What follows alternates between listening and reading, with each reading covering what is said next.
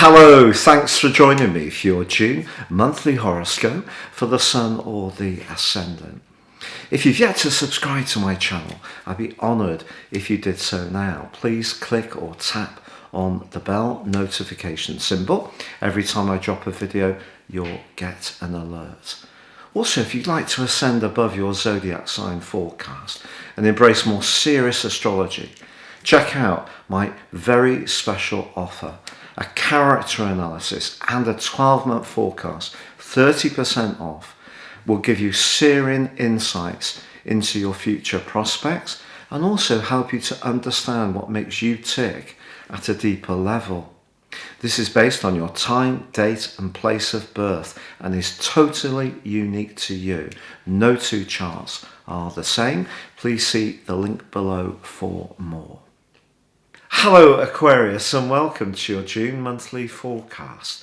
This month begins with the Sun, Mercury, Venus and the North Node all in the sign of Gemini, which is brilliant for you because this is the air triplicity.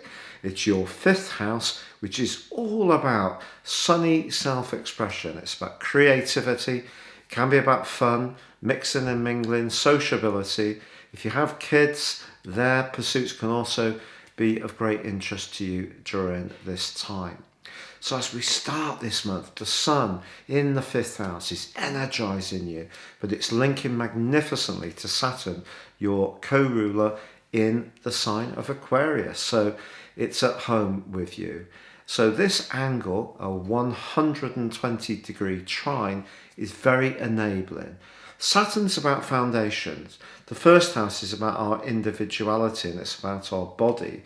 The fifth house is about where we're really shining and sparkling. So if you're wanting to push forwards and do something that's much more enterprising, as long as you've done your preparation, the due diligence, the planning, which is Saturn, then the Sun's really going to support the way you want to move forwards. But also Venus, the planet of love and affection, is in the sign of Gemini too, but not for long, because on the second day it moves into the sign of Cancer. But in so doing, it forges a trine itself with Jupiter. Jupiter moved into your sector of everyday resources last month. You probably almost immediately saw some kind of improvement in your income or at least your sense of self-worth. These two together is about as lucky as it gets. So something to do with a job, something to do with seeing the upside of a relationship can really be something that makes you feel a lot more buoyant. Also Mercury, the planet which is exalted in your zodiac sign and governs the second 10 degrees. So if you're born anytime from around about the 29th, the 30th, 31st, it depends on what year, onwards to the 10th, then that's the part of Aquarius which is governed by Mercury. So Mercury in the fifth house is very much about being playful. It can be very quick-witted, of course, but it is in retrograde. And it's in retrograde through to the 22nd. So it could mean that some of the more enterprising things you try to do, or even the social engagements that you may want to get together with others and mix and mingle, especially after the solitude and limitation of the lockdown, could be that some of those plans can ebb and flow, won't necessarily go exactly to plan.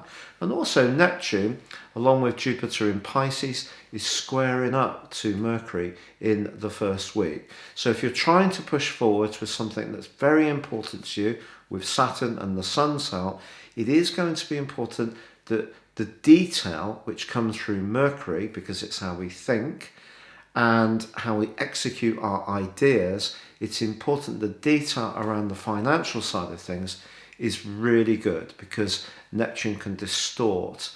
It can, of course, be very uplifting, very spiritual, very prayerful, but when it comes to more tangible, practical things, then Neptune can be mischievous. So if you're thinking, for example, of investing some money or being a little bit more speculative in your approach, getting down to those details will be absolutely essential. But also, as this month begins. So Mars in your 6th house, which has been helping you to work very hard recently, is in a direct opposition with Pluto. And Pluto continues in the most psychological part of your scope. It's going to be there through to 23 when it comes into Aquarius, then goes back into Capricorn before being in the sign of Aquarius for some years to come from year 24. So Mars opposite Pluto, these are the two rulers of Scorpio. And Mars in the 6th house is about hard work and precision. Pluto is about the things that perhaps are more political, that are not quite yet revealed. Maybe by pushing forwards urgently with something that's important to you, there could be more uncovering of things that haven't quite been right. And this could relate to some work situation or a contract. If someone tries to impose a deal on you which is not fair, you will need to push back. There's no question of that. On the 10th of this month, there is an annular solar eclipse. So for the last 6 months of 2021, it can be a much more playful time for you. That is unquestionable. Also a time when you can showcase your talents. But this also is influenced by the dreamy vibe of Neptune. So being clear about the practicalities, whether it is to do with any talents you have, any artistic flair, whether it is to do with your love life, whether it is to do with investments and risk, which all is governed by the 5th house. With Neptune in the 2nd house, it is very, very important to have that clarity still. And that's going to be a pattern for the next 6 months. But on the 11th, Mars arrives in your opposite sign of Leo. So if you need to push back a little bit and be more assertive, particularly around relationships, this is a terrific transit it's going to go through for the next 6 weeks. Just being honest, it does go into a collision with your traditional ruler of Saturn from the 26th to the 30th. And if there is a weak relationship in your situation, it could come to a close during that period of time. But it may do so in quite a ferocious way. There could be some kind of standoff. But on the 14th, your two rulers finally come into absolute square. Now, they've been in conflict since the 2nd week of January, and slowly but surely, they have not been on great terms. Now it's exact. So Saturn is your love of what you know. It's why you're a fixed sign. It's because that familiarity is comforting, but also you do uphold traditions. That's something that's not always appreciated with Aquarius people. You're very loyal to past friendships or past societies or sports clubs. It's not something that you let go very easily. Uranus, on the other hand, is that modern planet that governs your sign, the higher octave planet, which is very much about the more progressive side of your nature, which has great ideas, can be very innovative, can move away from what's traditional. So there is a kind of paradox about, or duality about the sign of Aquarius, which is not always well known. And if there is something in your world around moving or changing things around your family situation or your emotional outlook, it can reach quite a critical point on the 14th. But on the 20th, the Sun moves to join up with Venus in the sign of Cancer. And this is all, with the Sun here, this is all about practicality. So if you've been developing some bright ideas, creative strands, the Sun moving here gives you the determination and the attention to detail to then take those ideas forwards and deploy them and execute them in a way which is going to be workable. But you may be thinking about getting more organised. The domestic scene may benefit from a declutter. You may change some elements of your attitude to work or even your diet. But generally, you're being asked to be more virtuous. But if you are looking for new work or to be rewarded for all the hard work and dedication you've put in over a long period of time, the Sun's angle to Jupiter for the 6 days from the 20th can see you have a huge stroke of fortune. But as ever with Jupiter, it will have come after that graft and application. Now, Jupiter actually goes retrograde on the 20th and will be turning backwards in your second solar house through to the 28th of July. Are you about to get unlucky? No. It's just asking you to make sure that your expectations are realistic. But a lot of Aquarius people are very realistic anyway, because you use the prism of air to think things through, can be very detached, very logical. And so you're aware that Jupiter in the second house can give us all the desire to eat more calorific goodies, to enjoy a glass or two of the good stuff. And so I think the retrograde is just saying, be disciplined about resources. Don't give away what you're gaining too easily.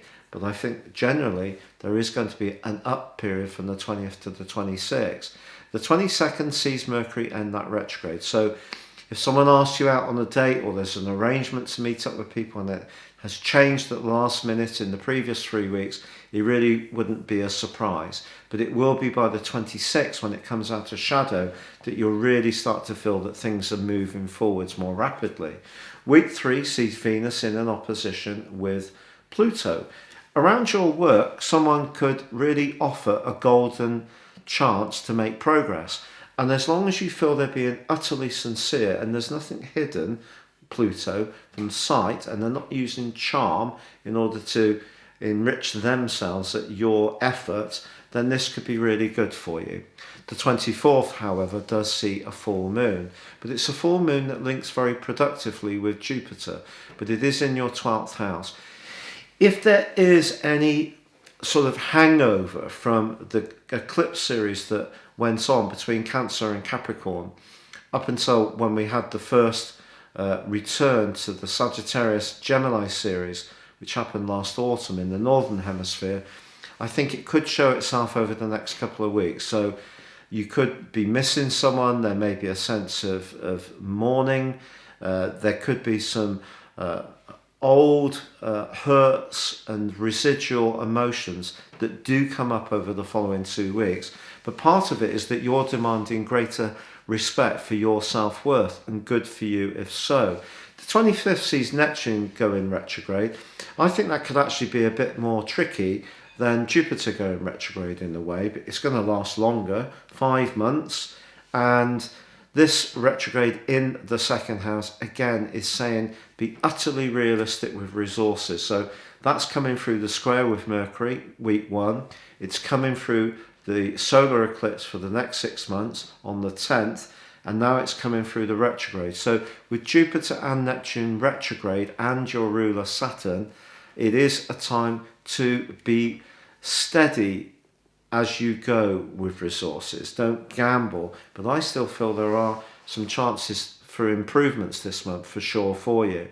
Now, I've told you that from the 26th to the 30th, Saturn and Mars go face to face. If there is something around a romantic or social or friendship situation which you feel is unjust, this could create real tension, and you may feel a bit conflicted about how to deal with it. But once Mercury comes out of shadow on the 26th, that's going to give you the tools and the clarity to sort it out. Essentially, once the Sun moves to join up with Venus and goes into your 6th house, it is a more practical end to this month. But the first part of the month, the first 2/3, can be very much more joyful, and a chance for you to really embrace something that really gives you a significant sense of uplift, something that you've really wished for many a moon, and it can be delightful as long as you're realistic.